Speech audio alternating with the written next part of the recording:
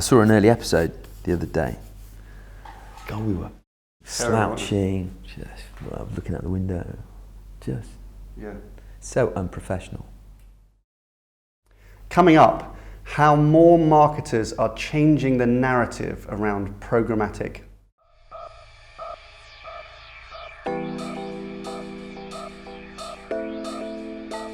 Hello and welcome to ID Comms Media Snack, episode 73.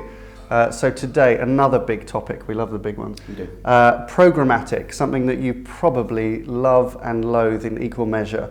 We're going to share with you how we think there are, increasing marketers now wanting to change the narrative around programmatic. Yeah. There will be a shift now.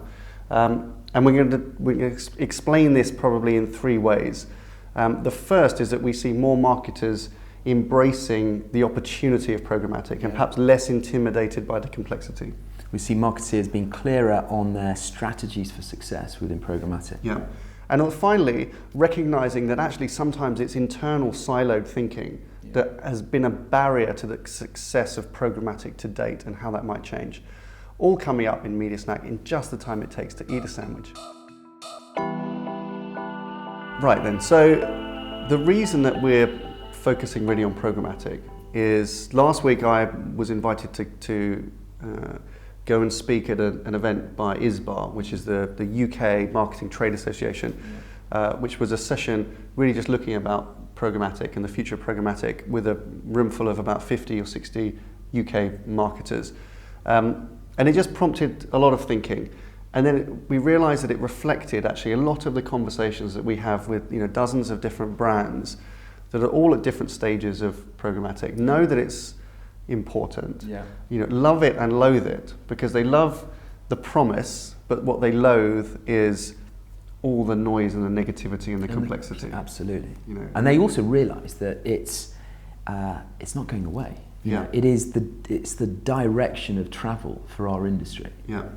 So it makes it even more important to have these discussions. Exactly right. And so that's why we've broken this down in these three areas. So let's just start the first one, which is the idea that marketers are ready to embrace the opportunity of programmatic and are ready to stop fearing or be intimidated by the complexity of it. Like, if that's a principle, which is reflected, I think, in lots of the conversations that we have. It was reflected somewhat in the tone of the ISBA meeting and others that we speak to kind of around the industry. It has to be a simplification of the narrative around programmatic to reassure people, anyone investing in it, that this is an opportunity, not a headache. Yeah, absolutely. But you can understand why it's considered a headache. Yeah. You've got murky supply chains. You've got agencies that perhaps are acting not in the client's best interest.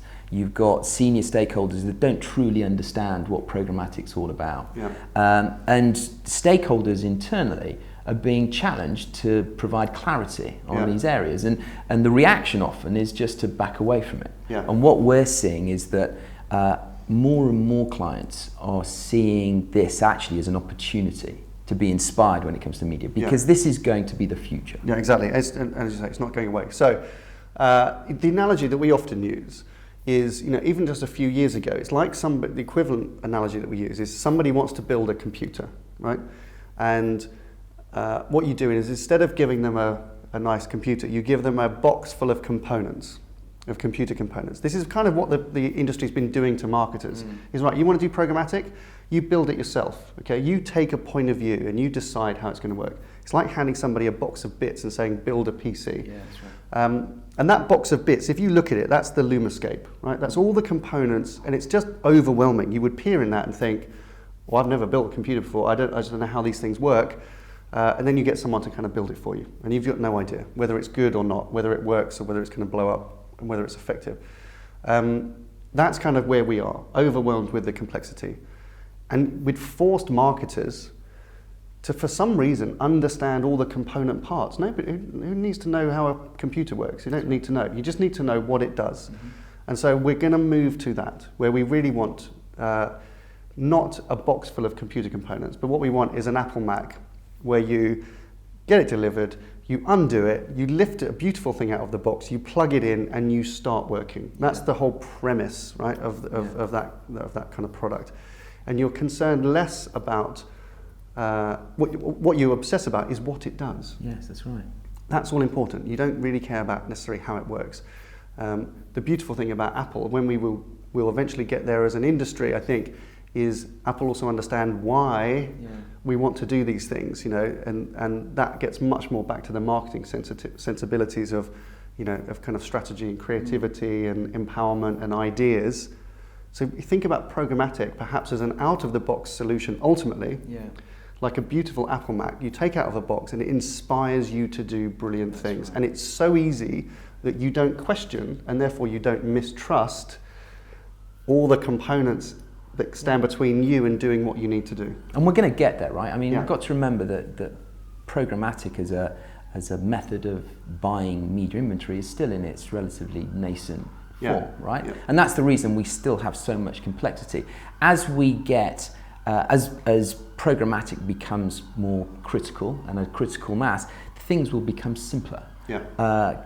Brands and advertisers will begin to understand more how to streamline that process. Yeah. And as you say, there will be methods of buying programmatically that will be far easier than we currently got. It's got to be easier. At the moment, it's completely overwhelming. If you're a marketer and you really, and probably many of you are thinking about, should we build capability internally? Do we in-house programmatic? That seems to be a big thing at the moment. That's a terrifying proposition. Do we work with our agencies? The noise or the prevailing wisdom seems to be that agency solution to programmatic is something to be feared. We're going to rise above that. It will be simpler with a more open and democratic marketplace, with technologies that empower marketers or organizations, advertisers, to buy media themselves. I mean, that's really going to be the tipping point, I think, is the ease of self-serve. Yeah. You see it with, Google AdWords did it with the search market. It's self-serve. It's so easy. Like my mum, hi mum, we'll buy our own search term.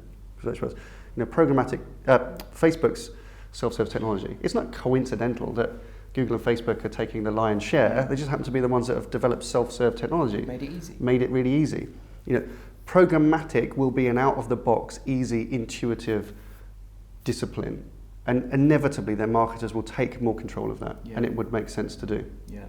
So I think that's the first thing, is change the narrative, embrace the opportunity, stop fearing the complexity, and just believe that it will get better and will get easier to do.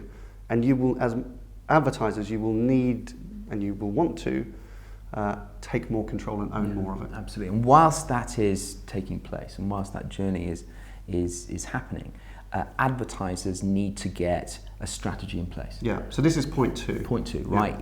Understand where you're going, have a roadmap that will allow marketeers to have success when it comes to programmatic strategy. Yeah. And that's pretty straightforward. I think there are a number of key elements that marketeers can think about now. The first one is around data. Yeah. Understand how to use data, what your data, where it's coming from, and how best to control it. Yeah. So data, number one. Number two is technology, the tech stack that you use.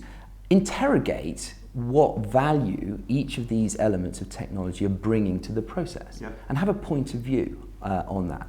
But just on that, you don't need to peer into that box of components and know forensically what everything is and what everything does. You don't need to learn the Lumascape to even be able to begin a conversation about programmatic. But it's just to understand the basics. But you need to be informed. You need to be informed of what mechanics go into programmatic buying at the very least. Yeah. The third element is understand KPIs. Have a clear perspective on how to measure performance, and make sure that those measurements are driving the right kind of performance. So it's what you want to do. Yeah. And finally, remember that this is still a test and learn environment. I mean, even Procter & Gamble famously pivoted on some of their Facebook strategies when they realized that hyper-targeting perhaps wasn't working for some of their brands. Yep. So, nobody really has got it right yet. So appreciate that this is going to be a test and learn, and that what you should be looking for is a sense of continuous improvement. Absolutely. Get those strategies in place, get that roadmap in place, and you'll be in a better position in the future. Yeah. I think the roadmap is the thing that we advocate, and this is what we help develop as well, is, you've got to take a long-term view. This is, as you say, this is not something that's going away, but also we're just in the really early stages. Every marketer we speak to says, God, we're way behind the curve on this stuff. No, it's not true at all. Everybody this is still very nascent, but it requires that you put the basic principles in place. The data and the tech, and have a strategy. And this might be a 2-year roadmap that as an organisation you need to undertake. I mean, it will be ongoing, but at least the first year or two need to be structured. There are things and behaviours that you need to implement right now. I think that's it. It's those advertisers that understand perhaps how unsophisticated they are, but are able to lean into the challenge and develop that strategy with the ones that will succeed in the future. Agree. So the final part of our sharing our thoughts on programmatic today, we thought there is resistance in the system. There's great complexity with the great promise of programmatic, but it's not been really delivered. And we often think about sometimes where those barriers are. And sometimes those barriers exist kind of externally for advertisers, so they exist in the supply chain, and the programmatic supply chain kind of hasn't helped itself really by perhaps in some parts, profiting from complexity. Therefore, it's just created more headaches. But also sometimes there are barriers and challenges internally within advertisers. We've started to observe and encouraging advertisers to acknowledge that sometimes they're actually not set up yet properly. And that's not the technical stuff, it's not the knowledge and the data ownership, but these are quite fundamental silos, aren't they, that exist? Right. So in many cases, you've got marketing departments that are siloed. You've got brand marketeers, and you've got e-commerce or performance marketeers. Which may not even be in marketing. I mean, quite often it's not. I think that's the most common. And often, not even in the same building, even if they're in the same country. So, in order to, I think, capitalise truly on the opportunities that programmatic bring, those elements need to be better integrated. And that's a significant barrier. And we think that, where sales and marketing, and whether you call that sales and marketing or brand and performance or demand or e-com or whatever it is, but it's ultimately those things. It's the marketing versus the sales part of the business. Where those are not aligned, which is, I think, most businesses, certainly most businesses that we work with, still relatively siloed. And actually they report sometimes not even through the CMO, they go all the way to the top, these organizations. That programmatic tends to serve, because it's optimized and it has the language of optimization, it tends to serve performance. It tends to serve sales. It tends to reward and make e-commerce more accountable. And that's been, therefore, it's lost the guiding hand of brand marketers. So it's become an optimization exercise, which I think has caused people to sometimes pull back from precision targeting because they're not building their brands in the same way, and their brand equity is failing. And also maybe it's intimidating a little bit for brand marketers. I mean, they're not allowed to have a point of view on programmatic. They're not allowed to influence programmatic. Or it's provided some brand marketers that are perhaps intimidated by the complexity of it to hide behind those siloed walls internally. Now, the braver ones, the ones that see this as more of a progressive marketing strategy, will grabble back that responsibility and bring it back into brand marketing. And if we play that out, if you played out that siloed approach, then that's why things like fraud, like viewability, like ad blocking, like recent furores around brand safety, that's why they've become so big and so toxic, I think. It's because the performance side of the business says, well, these are things that we can optimize around, right? It needs better algorithms, better setup, better tech, better layers, more layers of stuff, because that's the way that the performance and the kind of programmatic and that technical supply chain thinks. And you've got brand marketers saying these are massive barriers to the future. We will not invest. We heard some brands saying we won't do programmatic because of fears over viewability or fears over safety. It's too risky.